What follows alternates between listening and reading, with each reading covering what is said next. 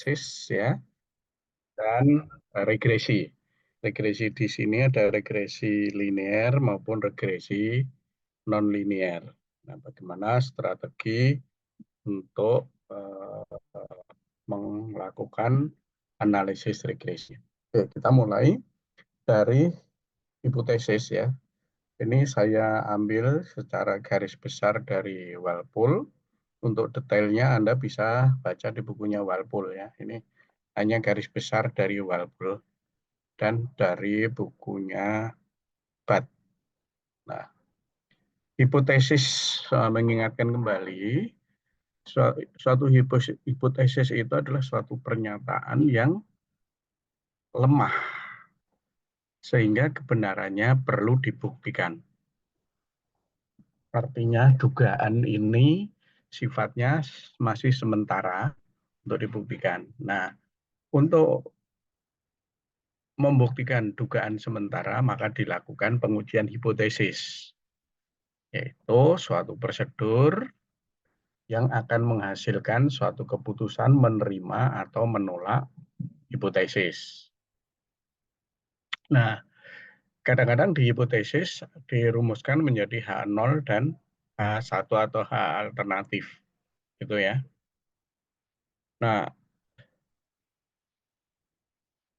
menolak hipotesis itu bukan berarti bahwa hipotesisnya salah, gitu ya. Tapi bahwa itu artinya ada sesuatu yang tidak konsisten dengan hipotesis. Nggak ada sesuatu yang kurang atau ada sesuatu yang tidak konsisten. Sementara menerima hipotesis itu tidak cukup bukti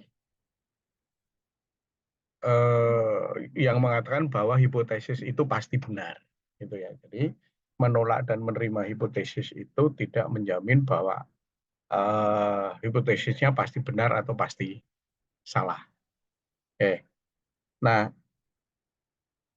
hipotesis yang sudah Anda pelajari ada dua tipe hipotesis, yaitu yang pertama hipotesis korelatif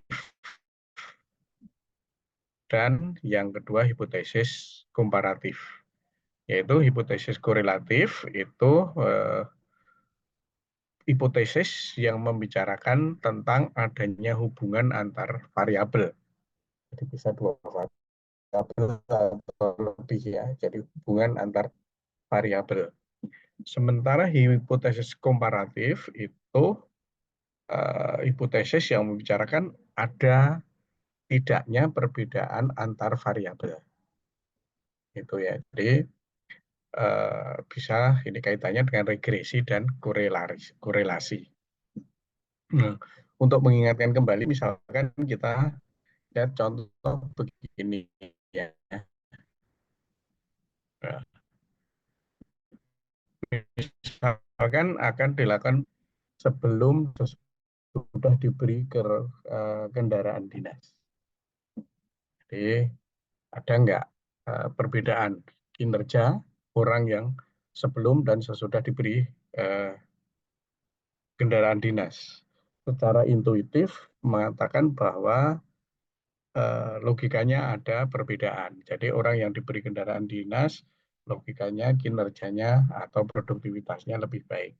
Itu ya, ingin dicoba. Nah, diambillah sampel 20 dipilih secara acak. Kemudian dari 25 pegawai itu tentu saja semuanya diberi kendaraan dinas. Ya, katakanlah ini suatu departemen gitu lah, atau suatu provinsi gitu ya. Nah, datanya misalkan seperti ini. Misalkan ya,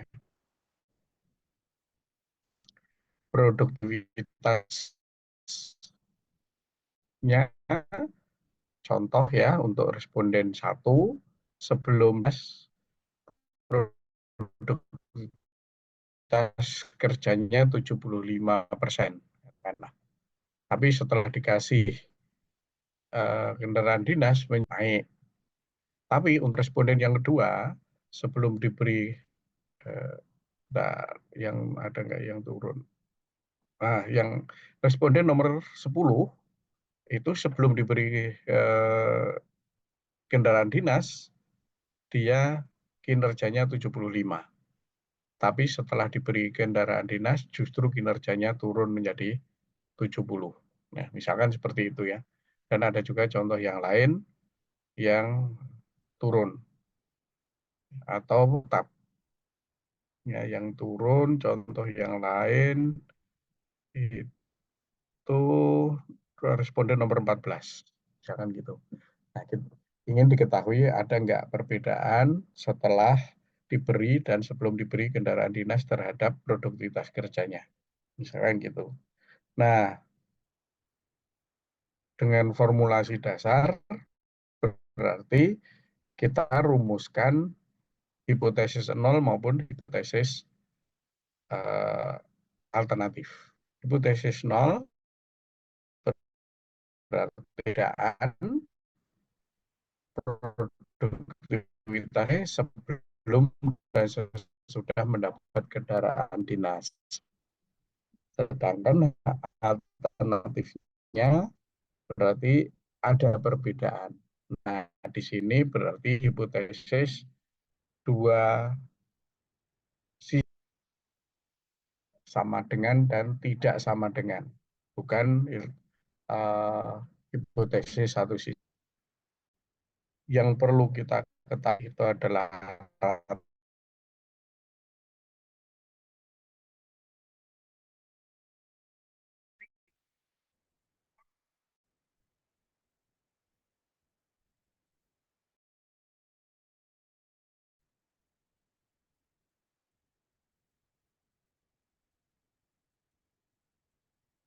apakah sudah kelihatan lagi PowerPoint-nya? Belum. Belum, Pak. Belum, Bapak. Belum. Udah sekarang. Belum, Pak. Internetnya parah. Pak. Oke, berarti saya ulangi.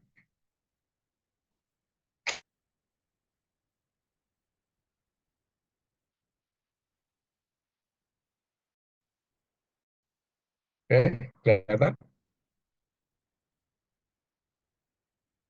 Masih Kelihatan loading, belum? Pak.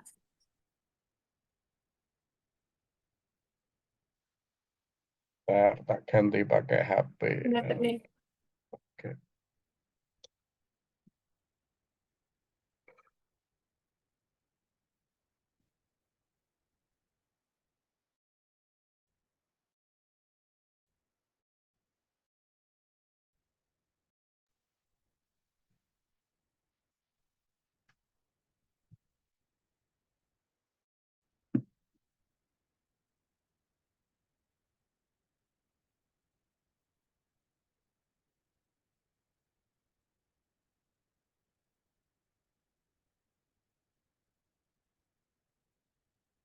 Nah, kelihatan nggak sekarang? Lihat, Bapak. Udah, Oke, Pak. ya. Oke, nah untuk menyelesaikan itu ya, kita cari rata-rata dari X1, X2 maupun simpangan baku. Jadi kita cari rata-rata dan simpangan baku sampel. Gitu ya. Kemudian kita cari regresinya. Nah, regresinya 0,86. Nah, rumusnya eh, nanti kita lihat atau Anda buka lagi. Nah, seingat saya ini, kita uji dengan distribusi dengan T ya. Nah, harga T itu ketemu min 4,952.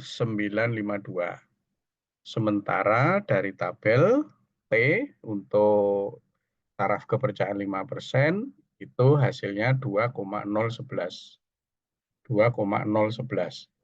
Sehingga kesimpulannya H0-nya ditolak. Jadi T hitungnya 0,495, T tabelnya min 2,011. Artinya min 4,952 ini lebih kecil daripada tabel. Sehingga ditolak. Nah, H0 ditolak artinya apa? H0 ditolak artinya terdapat perbedaan nilai produktivitas ya. Jadi kalau tadi kita beranggapan tidak ada perbedaan, ternyata ini ditolak, yang diterima adalah terdapat perbedaan. Jadi kesimpulannya, terdapat perbedaan secara signifikan, yaitu 5%, nilai produktivitas kerja pegawai sebelum dan sesudah diberi kendaraan dinas. Oke ya, ini resume dari StatMat ketika Anda membaca bukunya Walpole, kalau nggak salah. Oke, kita lihat secara garis besar, kalau kita tuliskan dalam bentuk statistika matematik, ya, hipotesis tadi yang kita sudah pelajari, uji parametrik mengenai parameter yang tidak diketahui, yaitu theta, kita nyatakan dengan hipotesis 0 atau H0. Jadi H0 itu mengenai parameter yang tidak diketahui. Sedangkan hipotesis tandingannya atau hipotesis alternatifnya dinotasikan dengan HA atau H1, yaitu hipotesis yang menyatakan tentang parameter yang tidak diketahui tadi bukan merupakan anggota omega. Ya, jadi ini rumusan secara StatMat-nya. Nah, contohnya misalkan begini. Kita punya variabel acak X itu berdistribusi normal dengan simpangan baku dengan rata-rata mu dan variansi sigma kuadrat. Parameternya yaitu rata-rata dan variansi. Nah, ada dua kemungkinan kedua parameter yaitu simpangan baku dan variansinya tidak diketahui. Kemungkinan yang kedua adalah salah satunya diketahui. Kalau kedua-duanya tidak diketahui, jadi rata-rata maupun variansinya tidak diketahui, maka H0-nya itu kita menyatakan dengan mu kurang dari mu 0, sigma kuadrat lebih besar dari 0. Kemudian alternatifnya adalah kontradiksi dari mu kurang dari mu 0, yaitu mu lebih besar dari mu 0. Sedangkan sigma kuadratnya tetap. Nah, kalau sekarang variansinya diketahui, yang tidak diketahui adalah rata-ratanya, maka hipotesis 0 adalah mu sama dengan mu 0, dengan hipotesis alternatifnya mu tidak sama dengan mu 0. Jadi dengan ini uji dua pihak ya, karena tanda sama dengan. Kalau satu pihak itu tanda lebih kecil atau lebih besar. Nah, mengingat kembali di dalam hipotesis, ada kemungkinan kita melakukan kesalahan, yaitu kesalahan tipe 1 atau kesalahan tipe 2. Kesalahan tipe 1 itu adalah ya menerima H0 yang benar. Kesalahan tipe 2 menolak H1 yang benar. Ya, jadi ada tipe kesalahan. Ini sekedar mengingatkan kembali ya. Jadi kalau H0 benar, H0-nya diterima, berarti suatu hal yang benar. Kalau H1-nya benar, yang diterima H0-nya, berarti kita membuat kesalahan tipe 2. Tapi kalau H0-nya benar, tapi yang kita terima itu H1, kesalahan tipe 1. Itu ya. Oke. Nah,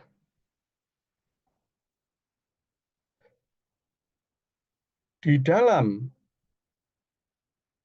uji terhadap hipotesis, dalam uji terhadap hipotesis ya, ada yang disebut dengan uji seragam terkuat, Uniform Most Powerful Test atau UMP, Uniform Most Powerful Test.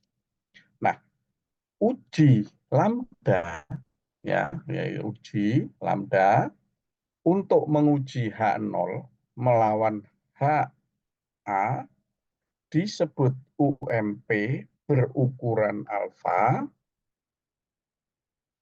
jika dan hanya jika ada uji lain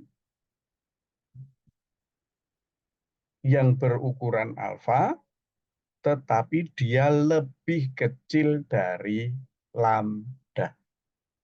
Jadi lambda ini uji yang dibanding dengan uji yang lain, lambda merupakan uji yang paling besar. Artinya maksimum dari lambda ini sama dengan ukuran alfa, sedangkan lambda ini merupakan uji yang paling besar. Nah, uji lambda ini disebut tak bias ya, jika dia merupakan yang pertama UMP. Ya, dia merupakan UMP. Kemudian yang kedua, bahwa lambda ini lebih besar dari alfa di komplement dari omega.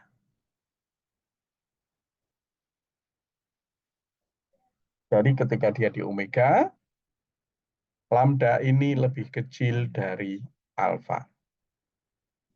Nah, uji yang optimal sekaligus tak bias itu disebut sebagai uji UMPU, Uniformly Most Powerful Unbiased Test. Ya, jadi tadi ada UMP, ada tak bias, jadi tak bias digabung dengan UMP menjadi UMPU. Nah, definisi operasionalnya, uji lambda disebut suatu uji UMFU berukuran alfa jika yang pertama, maksimum dari lambda itu sama dengan alfa atau lambda berukuran alfa. Kemudian yang kedua, lambda ini tak bias. Yang ketiga, lambda ini merupakan ukuran yang paling besar.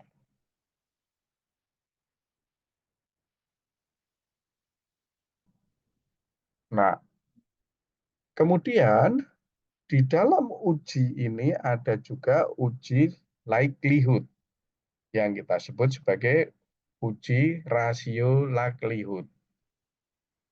Kalau L omega topi ini merupakan fungsi likelihood dari dugaan lambda, dari omega, sorry. Jadi L omega kecil topi adalah maksimum likelihood terhadap theta, kalau tetanya anggota omega kecil. Sedangkan L omega besar adalah maksimum likelihood kalau tetanya anggota omega besar. Nah, lambda merupakan rasio dari L omega kecil dan L omega besar.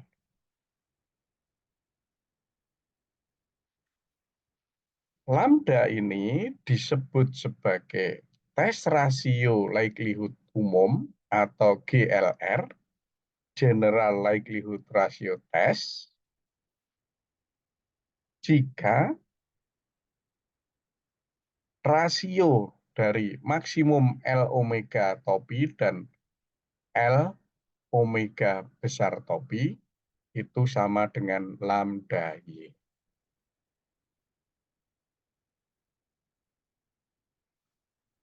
Oke. Nah, untuk menerima atau menolak H0, yaitu ditentukan lambda Y-nya kurang dari K atau tidak.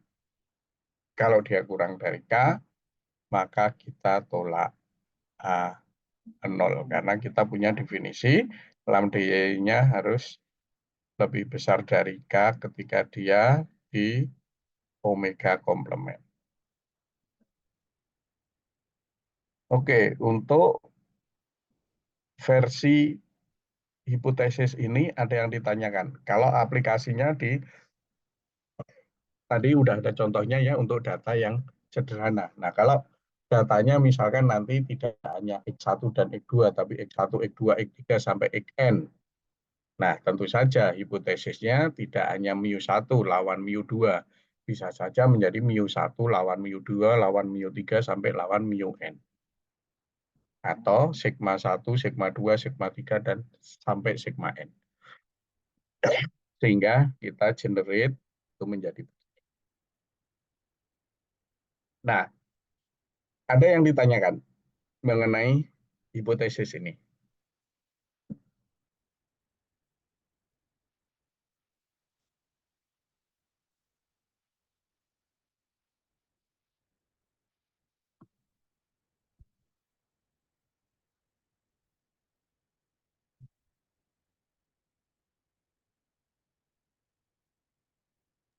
Belum ada, Pak.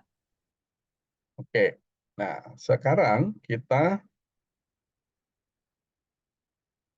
bicarakan regresi. Nah, regresinya langsung regresi linier peubah ganda ya, juga bukan regresi linier sederhana. Langsung peubah ganda. Kalau kita punya bentuk umum gini, Y sama dengan B0 plus B1 X1 plus B2 X2 sampai BK EK. Itu ya. Jadi kita mempunyai katakanlah K variabel dan M persamaan. Maka penaksir dari regresi ini, dari regresi Y, kita notasikan dengan Y topi. Nah, Y ini merupakan variabel tak bebas. Sedangkan variabel bebasnya adalah X-nya. Beta 0 yang nanti ditaksir melalui B0, ini biasanya kita sebut sebagai intercept. Kemudian beta J yang ditaksir oleh BJ, ini kita sebut sebagai koefisien regresi.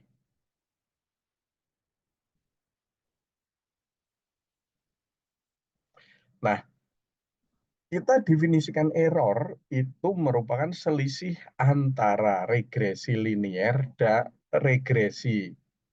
selisih antara regresi linier dan penaksirnya.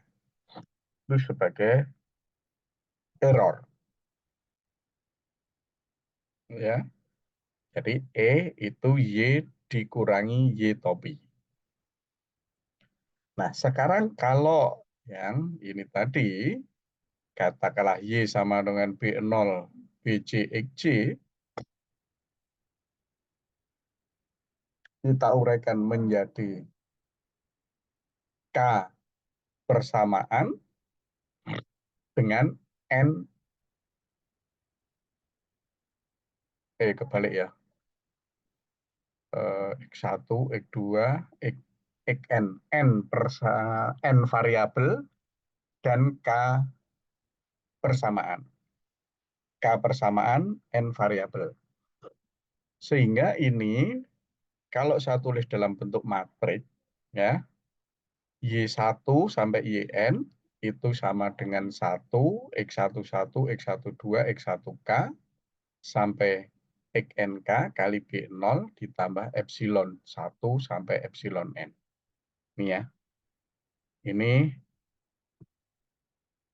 regresi linier bergandanya. Nah, ini. Atau kalau saya tulis dalam bentuk matrik menjadi Y sama dengan X kali B plus epsilon. Oke. Nah, salah satu cara untuk mengoptimasi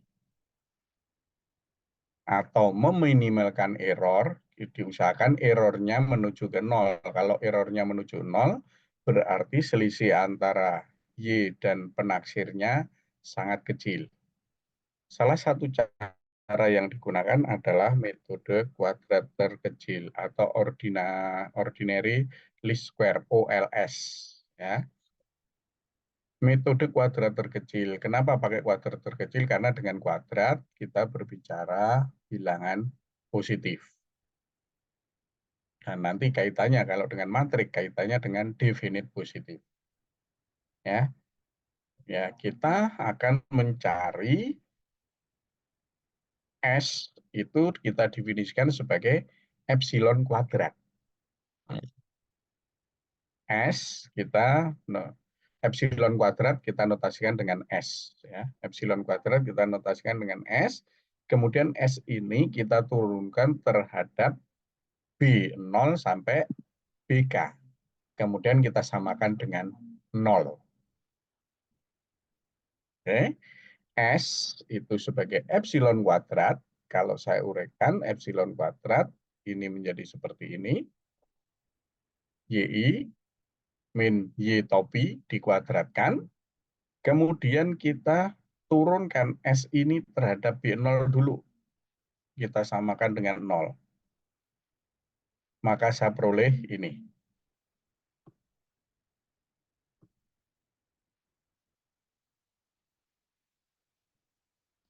Selanjutnya, kalau S itu saya turunkan terhadap B1, B2, sampai BK.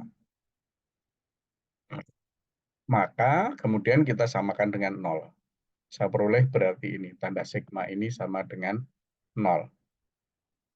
Sehingga saya peroleh ini. Nah, oke ya. Jadi tinggal Anda ganti di sini dengan, B0 Anda peroleh ini. Kemudian ini Anda ganti katakanlah dengan B1. DSB1 Anda peroleh DSB2 sampai DSBK. Kan Anda peroleh ini. Nah, bagaimana implementasinya? Misalkan begini.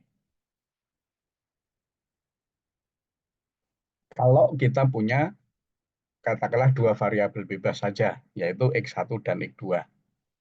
Maka regresinya menjadi Y sama dengan B0 plus B1 X1 plus B2 X2. Oke? Nah, penaksirnya akan menjadi begini. Nanti. Ya. Epsilonnya kita tambah dengan epsilon, karena asumsinya epsilon ini nanti harus menuju ke 0. Modelnya ini, persamaan regresi linier dua variabelnya menjadi ini. Nah, kemudian kita cari S kuadratnya, kita cari S-nya, yaitu sigma XI kuadrat. Ya ini, YI dikurangi Y topi, yaitu Y topi itu B0 min B1 X1 min B2 X2 kuadrat. Kalau sudah, DS dilakukan derivatif terhadap B0, B1, dan B2. Terus samakan dengan 0. DS terhadap B0 diperoleh ini.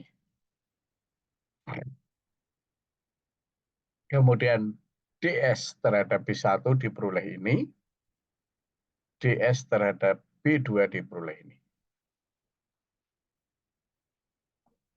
Jadi di sini kita punya 3 persamaan dengan 3 variabel, yaitu variabel Y, X1, dan X2.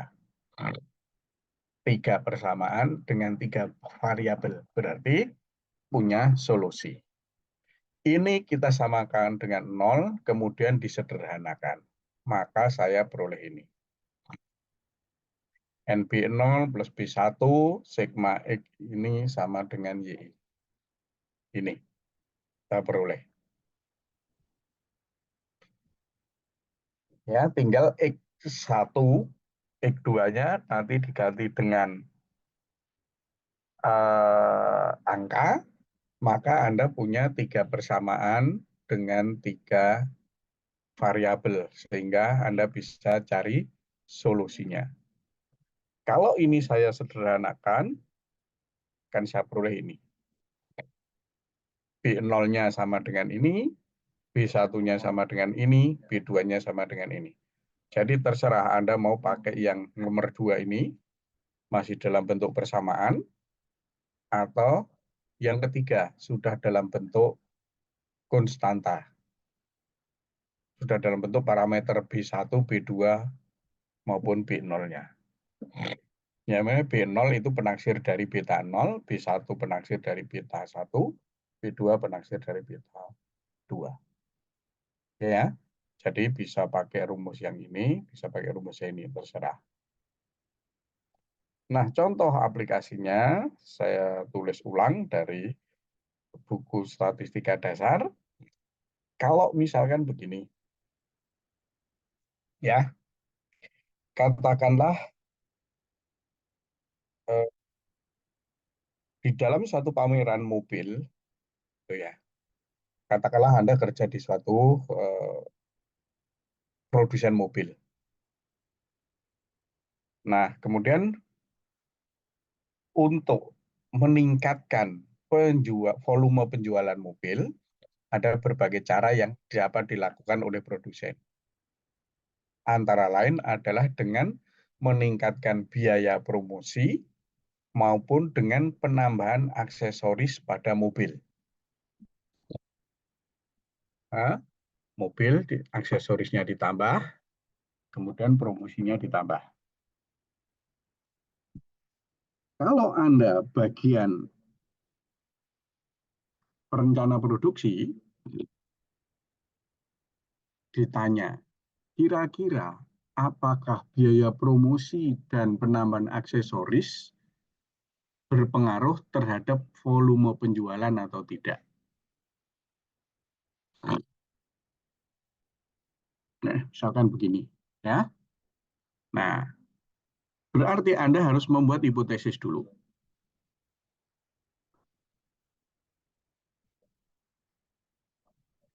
Hipotesisnya adalah apakah biaya promosi dan biaya penambahan aksesoris berpengaruh terhadap volume penjualan mobil.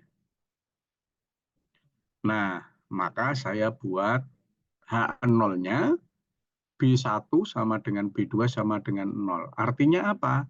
Artinya biaya promosi dan biaya penambahan aksesori tidak berpengaruh secara signifikan terhadap volume penjualan.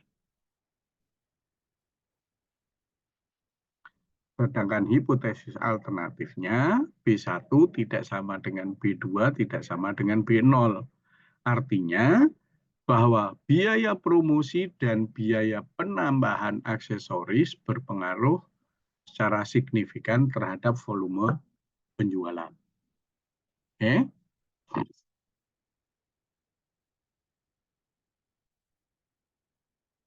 Nah, untuk mencari B1, B2 maupun B0, berarti saya lengkapi data tadi, data yang hanya X1, X2, dan Y, saya lengkapi menjadi X1 kali X2, X1 kali Y, X2 kali Y, itu X1 kuadrat, X2 kuadrat, Y kuadrat. saya lengkapi ini untuk mencari ini B1, B2 dan B0. Saya pakai ini. Ya. Saya lengkapi temu di sini, maka sigma X, sigma Y, sigma X1, sigma X2, sigma Y dan seterusnya. Dari ini saya masukkan ke rumus yang ketiga, saya peroleh B0-nya 0,95, B1-nya 0,5, dan B2-nya 0,75. Sehingga saya punya persamaan regresi Y sama dengan 0,75, 0,5 X1 plus 0,75 X2.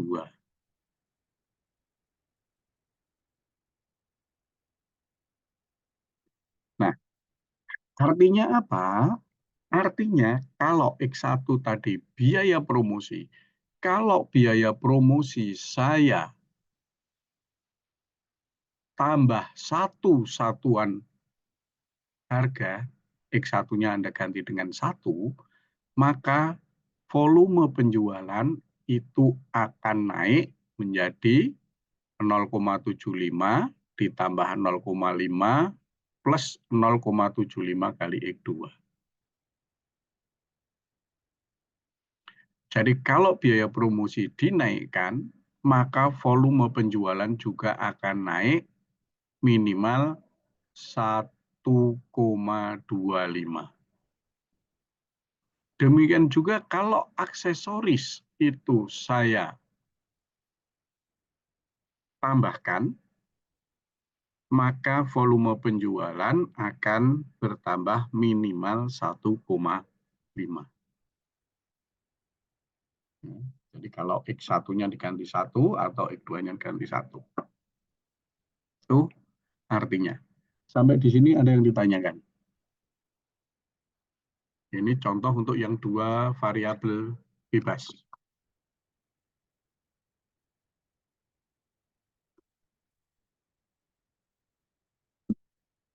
Ya? Sejauh ini masih aman, Pak. Oke.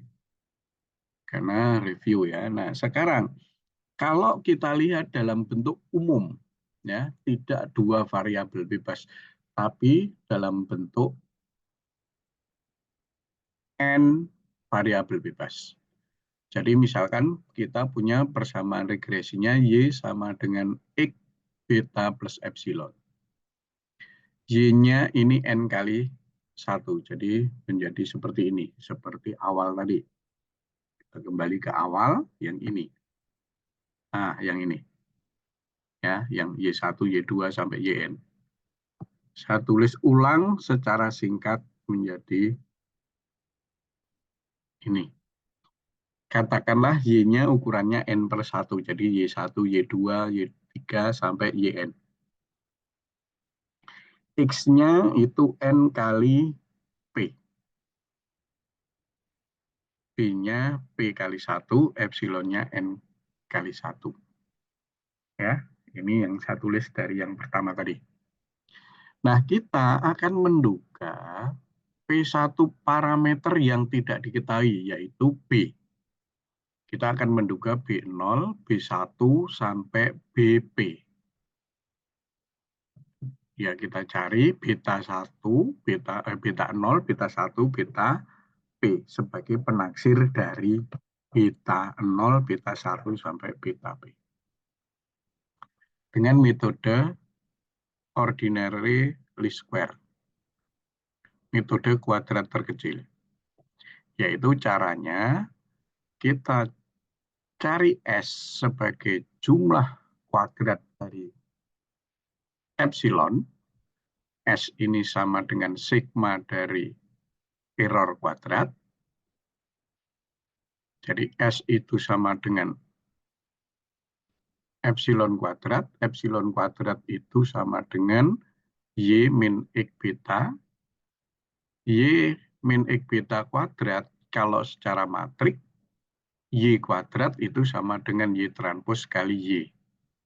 Jadi, Y X min beta kuadrat sama dengan Y min XB transpos kali Y min XB. Yang transpos itu berlaku Y transpos dikurang B transpos X transpos dikalikan. Terus diuraikan. Kita peroleh ini.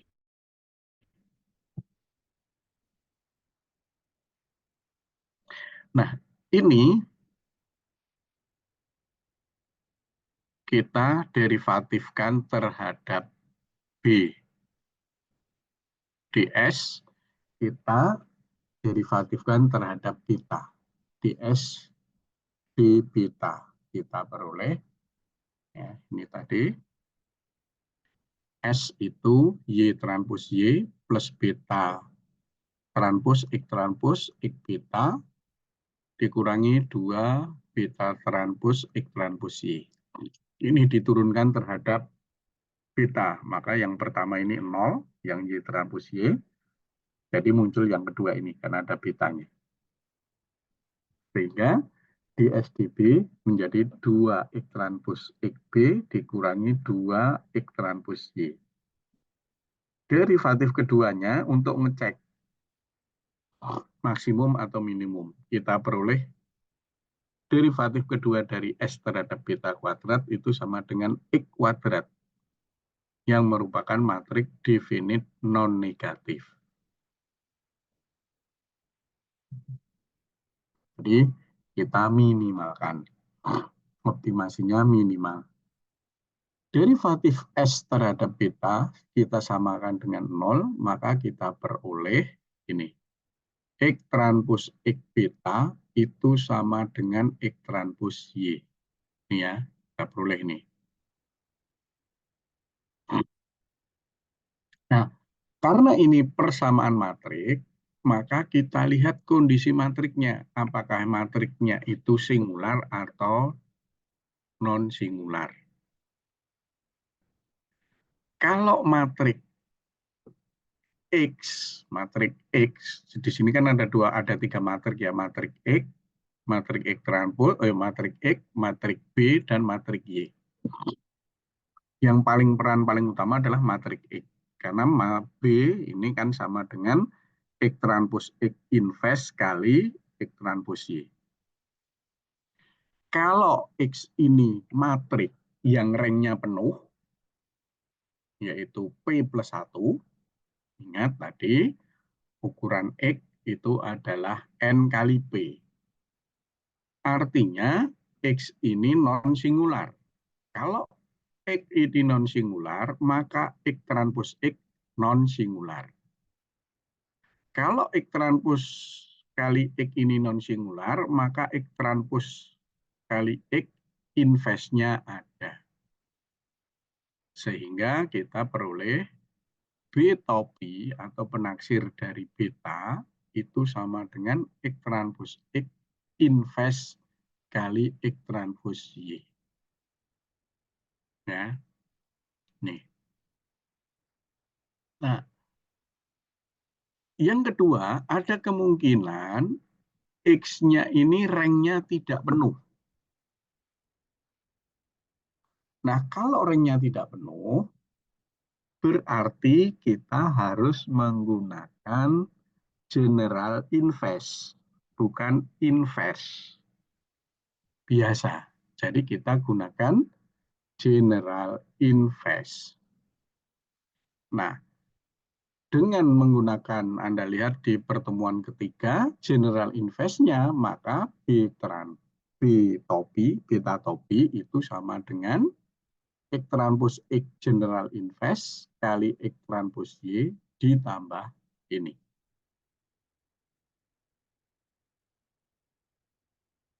Nah, dari dua model ini ya, X-nya berrank penuh, kita gunakan inverse. Kalau dia tidak berrank penuh, kita gunakan J inverse. Beta topi ini kita sebut sebagai OLS, penduga kuadrat terkecil. Contohnya begini. Kalau saya punya Y1, Y2, Y3 variabel acak independen dengan rata-rata Y1 rata-ratanya beta, Y2 rata-ratanya 3 beta, Y3 rata-ratanya 2 beta. Tentukan penduga kuadrat terkecil untuk beta dan S-nya atau jumlah kuadrat residunya.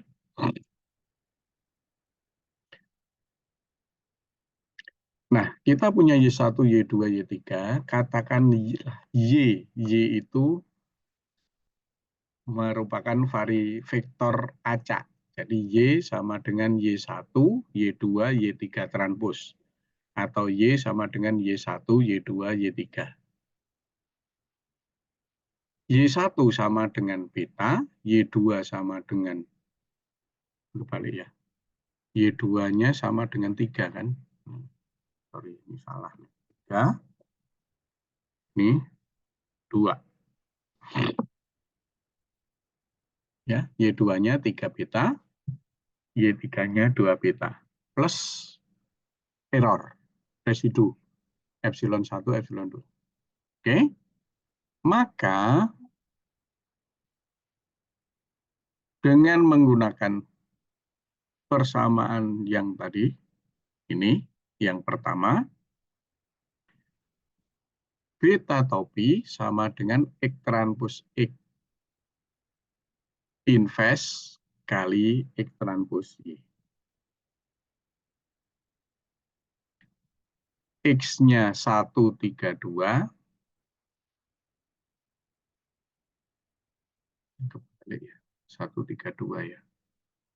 Yang benar yang mana nih?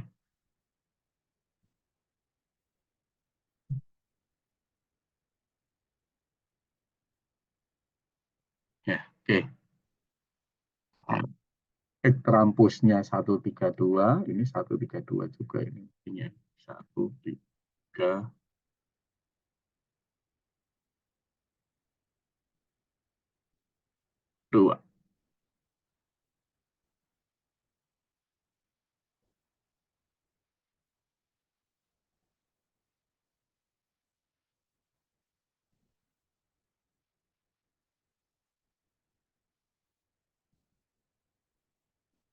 Sorry.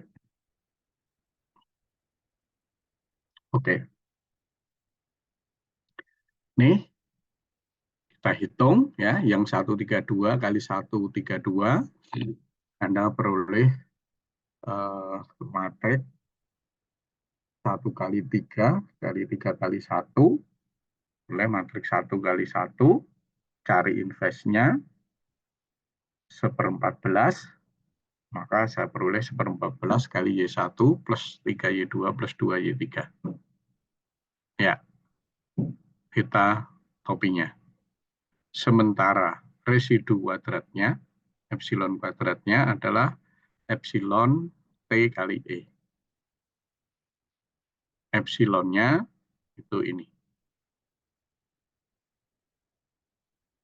Oke, peroleh.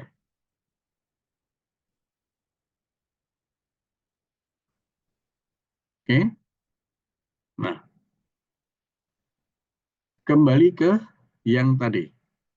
Ke Y sama dengan XB plus epsilon. Kembali ke Y sama dengan X beta plus epsilon.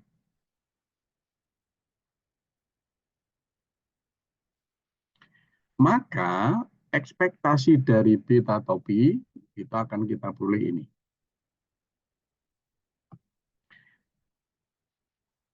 Ya, karena beta topinya kan ini tadi. Ya, oke. Nah, tetapi di situ epsilon itu kalau diambil ekspektasinya 0, maka saya peroleh bahwa ekspektasi dari beta topi itu sama dengan ini masuk ya. Ini, yang ini, ketemu ini kan identitas. Ekspektasi IB. Tuh. sama dengan ekspektasi dari beta. Jadi, beta topi merupakan penduga tak bias dari beta.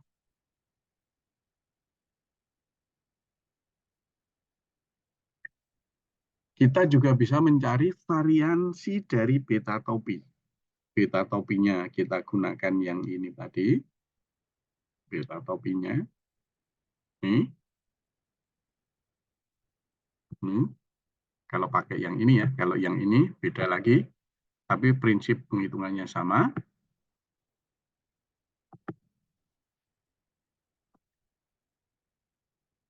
Kalau kita cari variansinya, maka saya peroleh variansi dari beta topi itu sama dengan sigma kuadrat kali X transpos X inverse.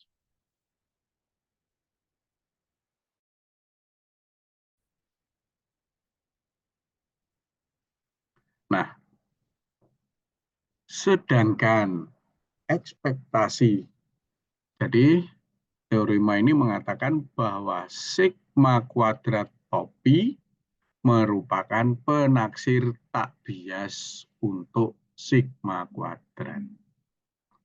Oke ya, jadi beta topi merupakan penduga tak bias dari beta dan sigma kuadrat topi merupakan penduga tak bias dari sigma kuadrat. Oke, sampai di sini ada yang ditanyakan.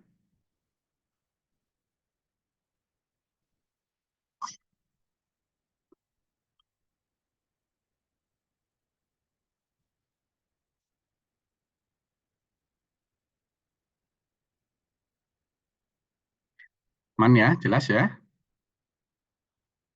Cukup jelas, Pak. Oke, nah sekarang kalau regresinya non-linear, bagaimana? Gitu ya. Kalau regresinya non-linear, prinsipnya adalah kita usahakan yang non-linear itu menjadi linear. Caranya gimana? Caranya dilinearkan. Misalkan kita nenin contoh ya. Contoh kalau dia bentuknya eksponensial. Modelnya eksponensial. Jadi Y sama dengan B1 eksponensial B2X plus epsilon. Bagaimana melinearkannya? Kita lihat dulu, kalau kita punya model eksponensial ini, kalau saya tulis Y sama dengan Fx beta plus epsilon. Ya. Dengan Fx beta itu sama dengan beta 1 eksponensial beta 2x. Kita asumsikan ekspektasi dari residu, ekspektasi dari epsilon itu 0. Sedangkan variansi dari epsilon itu sigma kuadrat. Regresi nonlinear ini, kalau saya tarik ekspektasinya, EY, maka saya peroleh ekspektasi dari B1 eksponensial B2X. Ekspektasinya juga nonlinear. Jadi nonlinear, persamaan regresi nonlinear, ekspektasinya juga nonlinear. Kita coba derivatif terhadap beta. Maka derivatif terhadap beta, begitu beta 1, beta 2, juga nonlinear. Sehingga metode OLS, ordinary least square, tidak bisa dilakukan. Karena kalau disamakan dengan 0, kita peroleh ini eksponensial disamakan dengan 0. Tidak bisa langsung digunakan. Nah, untuk itu, kita perlukan strategi transformasi. Kalau eksponensial ini, maka kita ambil logaritmanya. Jadi kalau Y tadi, Y sama dengan beta 1 eksponensial beta 2X plus epsilon, maka ln Y itu sama dengan ln B1 plus B2X plus ln epsilon. Di sini Anda lihat ln B1 Anda bisa misalkan sebagai katakanlah alfa 0. B2X itu bisa Anda misalkan sebagai alfa 1X plus epsilon. Ya. Jadi saya memiliki persamaan regresi linier kalau saya ambil logaritmanya. Jadi merupakan model linier. Oke, itu kalau dia eksponensial. Nah, misalkan yang lagi bukan eksponensial, tapi pecahan. Misalkan kita punya Y fx b epsilon. Dengan fx b-nya itu beta 1 xi per beta 2 plus xi. Nih. Nah, kalau Anda lakukan ambil derivatifnya, Anda akan peroleh fungsi nonlinier. Sehingga OLS tidak bisa langsung digunakan. Tapi kalau kita coba ambil, ini saya tulis sebagai seper fxb. Ya, jadi ini menjadi seper Y-nya. Maka akan Anda peroleh ya, seper fxb itu sama dengan alfa 0 plus alfa 1 YI yang merupakan fungsi linier. Sehingga OLS bisa kita gunakan. Ya. Nah, non-linear yang lain yaitu ada fungsi logistik, fungsi Gompach, Wilbul. Nah, ini Anda perlu transformasi untuk dilinierkan. Ya, perlu strategi untuk melinierkannya.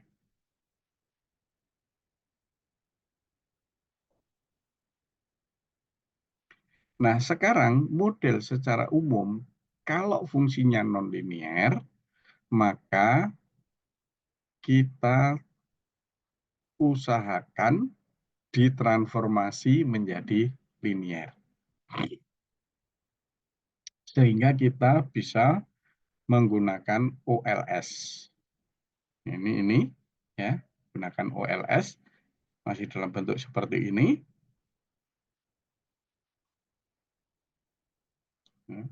Ini ya, masih bentuk seperti ini. Contoh yang tadi, kalau Y sama dengan B1E B2XI. Ini dibuat DS DB1 maupun DB2. Akan diperoleh seperti ini.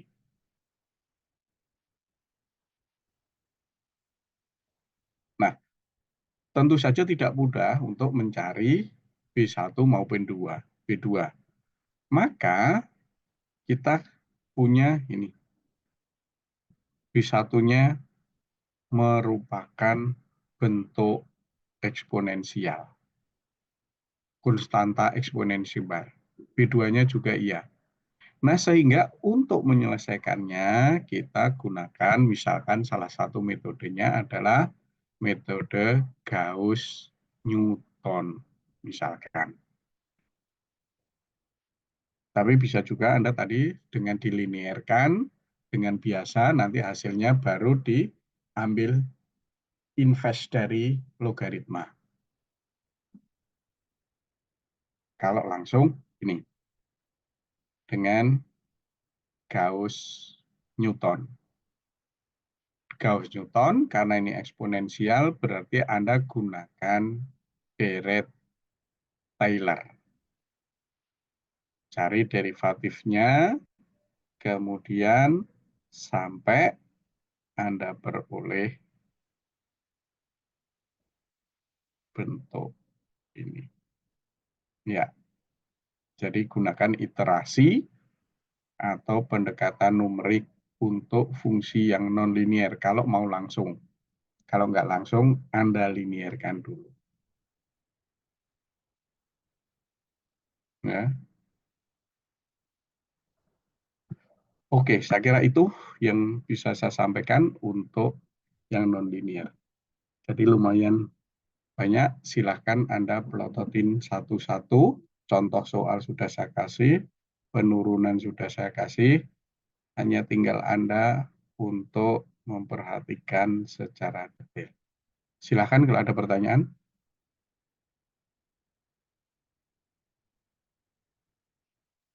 Bapak, mohon maaf izin bertanya.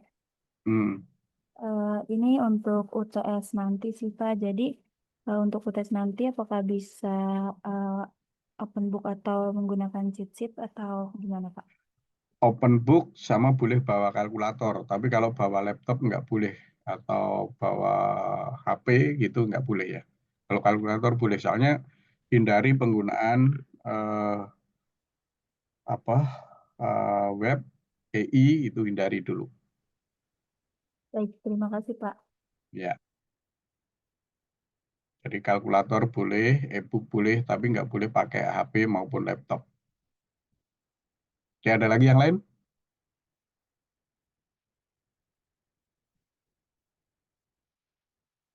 Nggak, ya. Untuk UTS materi sampai pertemuan ke-7 ini ya.